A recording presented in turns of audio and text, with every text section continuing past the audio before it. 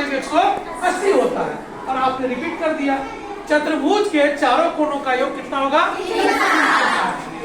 चतुर्भुज के बारे में फिर से हम लोग समझे। चतुर्भुज में 4 भुजाएं होगा। कितना भुजा होगा? 4 कोण होगा और 4 शीर्ष। और चतुर्भुज के चारों कोणों का योग 360। चतुर्भुज के चारों कोणों का क्या होगा? 360। Very clear.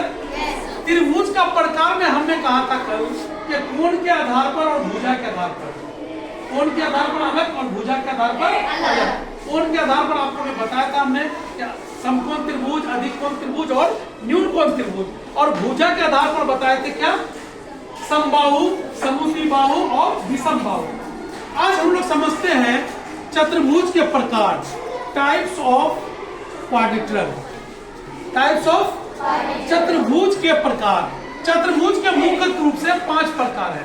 पहला है समलंब चतुर्भुज, दूसरा है समानांतर चतुर्भुज, तीसरा है समचतुर्भुज, चौथा है आयत और पांचवा है वर्ग। इसको अगर अंग्रेजी रूपांतरण करें तो समलंब चतुर्भुज को कहते हैं ट्रेपेज, और समांतर चतुर्भुज को पैरेललोग्राम, और समचतुर्भुज को क्या कहते हैं? लंबस, और आयत को क्या कहते हैं? रेक्टेंगल, और वर्ग को क्या कहते हैं? स्क्वायर। तो कितने प्रकार हो गए? 5। क्या क्या?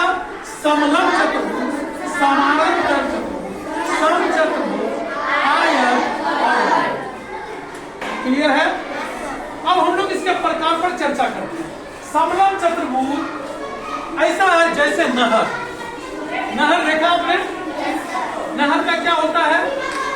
ये पेंदा छोटा होता है, ये छोटा पेंदा होता है, और ऊपर में क्या होता है? बड़ा होता है। ये ऐसे करते हैं। ये क्या बना? समलंब चतुर्भुज। समलंब चतुर्भुज की 2 भुजाएं समानांतर होती है। ये भुजा, ये और ये क्या होती है? समानांतर। एक बड़ी होती है, छोटी होती है।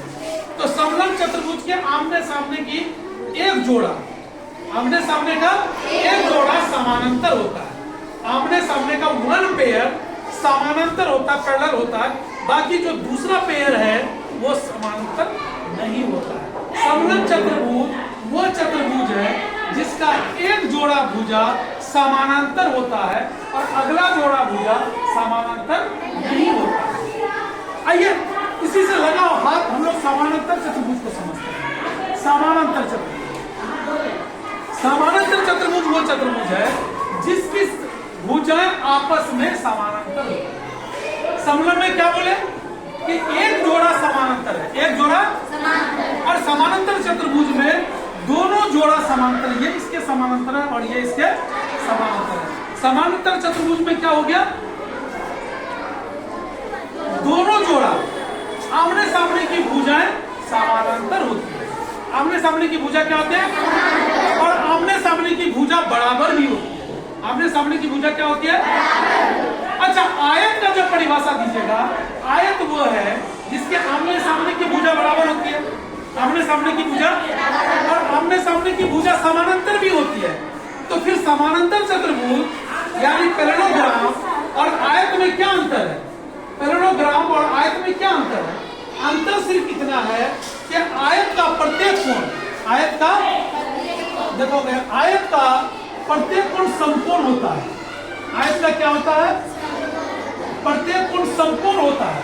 आयत का प्रत्येक कोण, लेकिन समानांतर चतुर्भुज का प्रत्येक कोण समकोण नहीं होता है। तो पैरेललोग्राम और रेक्टेंगल में बेसिक फर्क यही है कि आयत का, रेक्टेंगल का प्रत्येक कोण समकोण होता है और पैरेललोग्राम का प्रत्येक कोण समकोण नहीं होता है। वही सेम डिफरेंस आइएगा समचतुर्भुज में, यानी रेम्बस में और वर्ग में भी आएगा।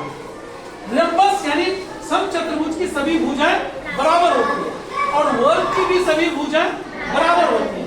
लेकिन वर्ग का प्रत्येक कोण कितना का होता है? 90 डिग्री का होता है। लेकिन रेम्बस का प्रत्येक कोण 90 डिग्री का नहीं होता है। और रेम्बस के विकर्ण एक दूसरे को समकोण में विभाजित करते हैं। रेम्बस के विकर्ण एक दूसरे को समकोण में विभाजित करते हैं। विकर्ण किसको कहेंगे? जरा इसको समझे हम लोग। विकर्ण किसको कहेंगे? देखो, ये है, मान लो आयत है, ये क्या है? ये है इसका ए, ये है बी, ये है सी और ये है डी। ऐसे करके मिलाते, ये इसको कहते हैं विकर्ण। इसको क्या कहते हैं? एसी विकर्ण हो गया। एसी क्या हो गया? यहाँ से यहाँ मिलाएंगे तो ये बीडी क्या हो गया? विकर्ण हो गया। इस आयत में कितने विकर्ण है? 2। तो हमने कहा कि समचतुर्भुज वो है जिसकी प्रत्येक भुजाएं बराबर होती है। समचतुर्भुज वो है जिसकी प्रत्येक भुजाएं बराबर होती है। इसकी प्रत्येक भुजा, और वर्ग वो है जिसकी प्रत्येक भुजा बराबर होती है। ये दोनों में समानता है। अंतर क्या है कि वर्ग की सभी भुजाएं सभी कोण 90 डिग्री की होती है और समचतुर्भुज का कोई जरूरी नहीं कि प्रत्येक कोण 90 डिग्री का हो।